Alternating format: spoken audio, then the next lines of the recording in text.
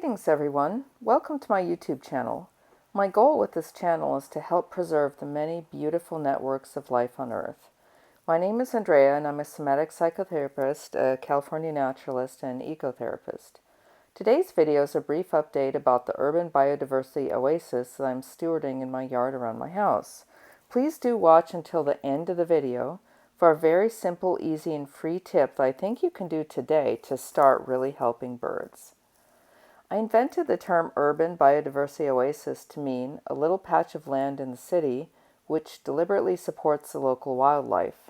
It supports biodiversity, which means life for many different species, that is, restoring networks of life to our local ecosystem. Yes, even here in the city, the massive city I live in basically stretches several hundred miles, from Santa Barbara down to the border of Mexico and beyond. So, why bother making an urban biodiversity oasis? Because we're currently in a mass extinction because of many decades of human, industrial, and transportation practices and other mismanagement. Now, biodiversity and mass extinction are opposites. Just this week, a study came out showing we've lost billions of birds since the time of my childhood. They're dying off because of human activities. There's no way to sugarcoat that. At this point, we need every little scrap of safe habitat, and this is one major way to help. Doug Tallamy is professor and chair of the Department of Entomology, that's insect studies, and wildlife ecology at the University of Delaware in Newark, Delaware. And he says, if half of American lawns were replaced with native plants, we would create the equivalent of a 20 million acre national park, 9 times bigger than Yellowstone or 100 times bigger than Shenandoah National Park. And there's also plenty of research showing that contact with nature greatly helps people too. You can do it too. Please do check out my earlier Biodiversity Oasis videos to find out how. Links are in the description. Establishing and stewarding this little patch of nature in the middle of the city is one of the best and most joyful things I've done in my life. It's been a lot of hard work, and the space is constantly evolving as I learn more and as the seasons change. I've learned so much, and I'm still learning. It's been such a deep joy to see how nature comes back if you give it the chance, and to spend time with all the creatures who now call this space home. There's also a program through NWF.org, NationalWildlifeFoundation.org, where you too can certify your yard as wildlife habitat, and they will coach you as to how to do it. So here's the update for the late summer in my biodiversity oasis. Fall is the time when my Southern California climate is the hottest and driest it ever gets. It's before the rains come and the plants spring back to life. Did you know that in a Mediterranean climate, fall is really kind of springtime for the plants and summer is more like winter? So right now my plants don't look like much, but don't be deceived, there's still a lot of wildlife here. The plants are in a summer dormancy period, which is what allows them to survive without additional water once established. They're amazing. It's really good not to be green year-round if that's unnatural to the local climate. I mean, people complain that California doesn't have any seasons, which is completely untrue. And then they remove things like this, which are totally reflections of the natural local seasons. Just because you can't recognize them doesn't mean there aren't any seasons here. Creating this oasis hasn't been without its challenges, and here are a couple of the most challenging little critters I've ever encountered. They totally trashed my pond around mid-August, so it's now dry and in the middle of reconstruction. They're curious and smart, and they really don't have any manners. But it's okay, they're wildlife too. We have redesigned our pond and will soon be reconstructing it. It will involve non-harmful raccoon deterrents, and an alternate small water space we'll be putting in just for them that they can ruin all they want. While I was away completing my eco-psychology certificate, I had 4 of these beautiful little monarch caterpillars just literally hanging out in their chrysalis. They were protected from predators inside the mesh enclosure. And then, right after I got home, these brand new butterflies emerged. It's such a joy to see them fly for the first time. If you're also interested in helping monarchs recover from the brink of extinction, plant native milkweed, watch my earlier videos. I've got 2 on the monarch butterfly. I'll link them in the description. And also, I highly recommend joining a Facebook group called The Beautiful Monarch. Raising them can be a little tricky, so it's important to educate yourself so you don't accidentally hurt them.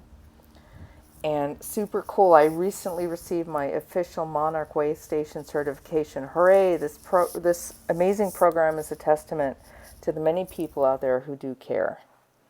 Speaking of milkweed, I've really come to respect the locally native milkweed as a biodiversity rock star. It supports a lot of life besides just only monarchs. I have not seen this on the tropical milkweed in my neighborhood. Early in the season, springtime, this milkweed supports so many monarch caterpillars, but then eventually the predators figure it out and they move in.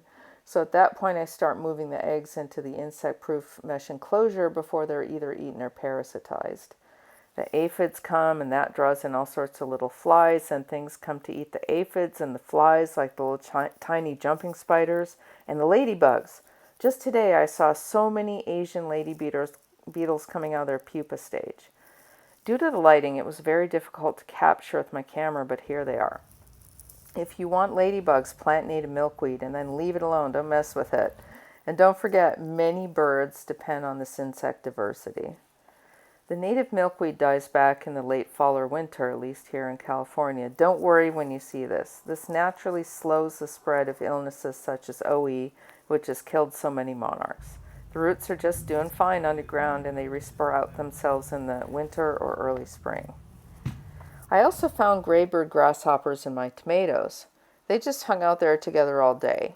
Schistosera nitens is a nice little hopper. It's never hurt anything in my yard. And if it ever did, I just moved the hoppers and put a net over the plants because, insect apocalypse happening now. I'm not going to kill them. They usually don't form those swarms that can be so damaging to crops. If you observe it closely, it's a really amazing and beautiful little animal.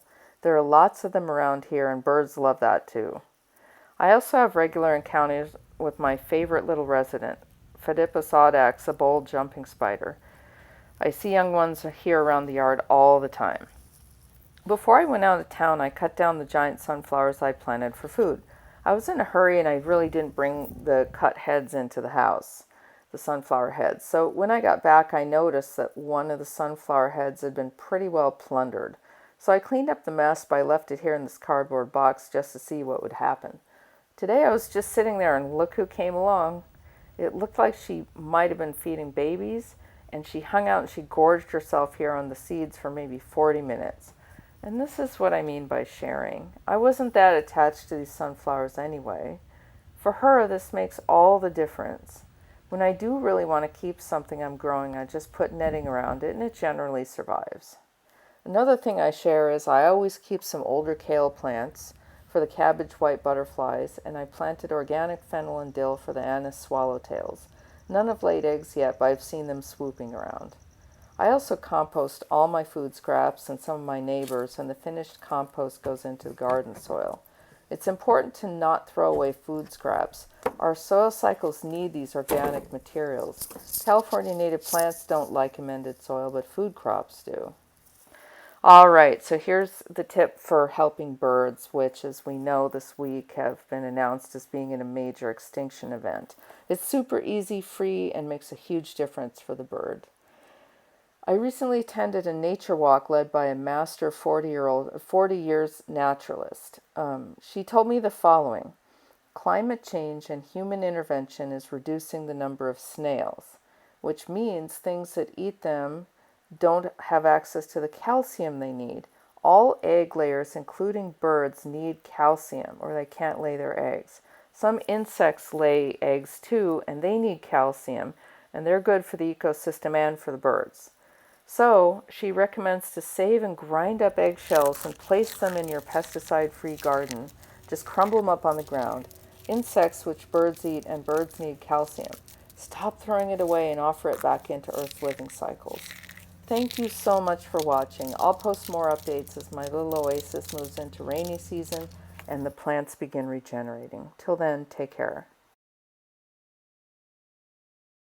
Thank you for watching this video. If you would like to support my work of getting this information out into the world, you could subscribe to receive notification of future videos. You could contribute to my Patreon account to support this channel, And of course, please feel free to share this video with others. Take care. Until next time, be well.